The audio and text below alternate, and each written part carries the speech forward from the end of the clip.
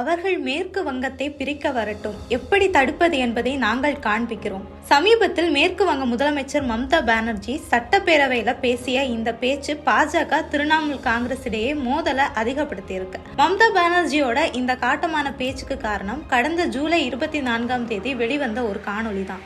அதுல வடக்கு வங்கத்துக்கும் வடகிழக்கு பிராந்திய நிலப்பரப்புக்கும் பல ஒற்றுமைகள் இருக்கிறதுனால வடக்கு வங்கத்தை வடகிழக்கு பிராந்தியத்தோட இணைக்கணும்னு, அப்படி செய்தா மத்திய அரசோட பல திட்டங்கள் மூலம் வடக்கு வங்கம் பயனடையும்னும், ஆனா இது குறித்து பிரதமர் தான் முடிவு எடுக்கணும்னும் மேற்கு வங்க பாஜக தலைவர்களில் ஒருவரும் வடகிழக்கு பிராந்தியத்தோட கல்வி மற்றும் வளர்ச்சித்துறை மத்திய இணை அமைச்சருமான சுகந்தா மஜும்தர் பேசியிருந்தார். மஜும்தரோட இந்த வீடியோ வெளியான அடுத்த நாளே ராஜ்போங்ஷி இனக்குழு தலைவரும் பாஜகவோட மாநிலங்களவை உறுப்பினருமான நாகன் ராய் மேற்கு வங்கத்துக்குட்பட்டிருக்க கிரேட்டர் கூச் பீகாரை தனியா பிரிச்சு அதுல வடக்கு வங்கத்தோட 4 மாவட்டங்கள், அசாம் மாநிலத்தோட சில பகுதிகளையும் இணைச்சு தனி மாநிலமாக்கணும்னு தன்னோட கருத்தை வெளிப்படுத்தினாரு.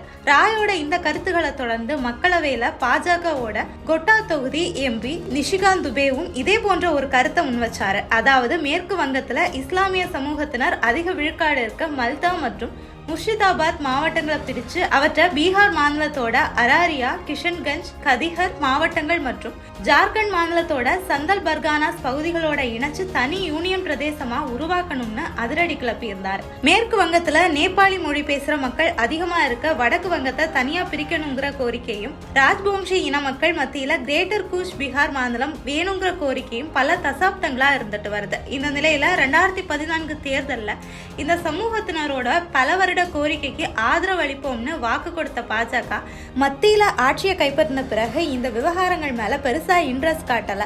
இதை தொடர்ந்து 2021 சட்டமன்ற தேர்தலுக்கு பிறகு வடக்கு வங்க பகுதியை தனி யூனியன் பிரதேசமா உருவாக்கணும்னு மேற்கு வங்க மாநில பாஜக நிர்வாகிகள் சிலர் டிமாண்ட் பண்ண ஆரம்பிச்சாங்க. ஆனா அப்பவும் இந்த பார்ட்டிஷன் விவகாரத்துல பெரிய அளவு ஈடுபாடு காட்டாத பாஜக இப்போ மேற்கு வங்கத்தை 3ஆ பிரிக்கணுங்கிற மாதிரி வரிசையா கோரிக்கைகளை முன்வச்சு வர்றதுதான் சர்ச்சையை கிளப்பி இருக்கு. கடந்த சில வாரங்களா பாஜக தலைவர்கள் முன்வச்சு வர இந்த டிமாண்டுக்கு பின்னாடி சில முக்கிய காரணங்களும் இருக்கு. முதலாவதா மேற்கு வங்கத்துல ஆளும் கட்சியா திரிணாமுல் காங்கிரசுக்கு இஸ்லாமிய சமூக மக்கள் மத்தியில பெரும் ஆதரவு இருக்கு. அதனாலதான் தேர்தல் காலகட்டங்கள்ல பாஜகவோட வாக்கு வங்கிக்கு சவாலா இருக்க இஸ்லாமிய சமூகத்தினர் அதிகமா இருக்க மல்டா மற்றும் முர்ஷிதாபாத் பகுதிகளை பீகார் மற்றும் ஜார்க்கண்ட் மாநிலத்துக்குட்பட்ட பகுதிகளோட இணைச்சு தனி யூனியன் பிரதேசமா உருவாக்கணும்னு பாஜக ஆர்வம் காட்டி வர்றதா கூறப்படுது.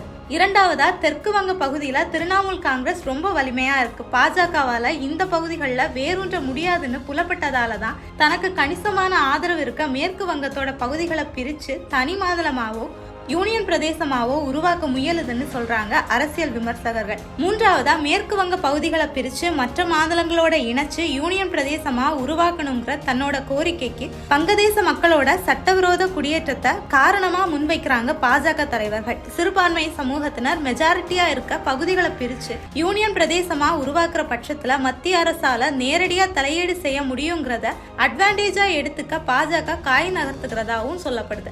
பாஜகவோட இந்த பிளான்களுக்கு பதிலடி கொடுக்கிற விதமா தான் அவங்க மேற்கு வங்கத்தை பிரிக்கிற நோக்கத்தோட உள்ள வரட்டும், நாங்க யாருன்னு காட்டுறோம்னு சட்டசபையிலேயே பதிலடி கொடுத்திருக்காங்க மம்தா பானர்ஜி.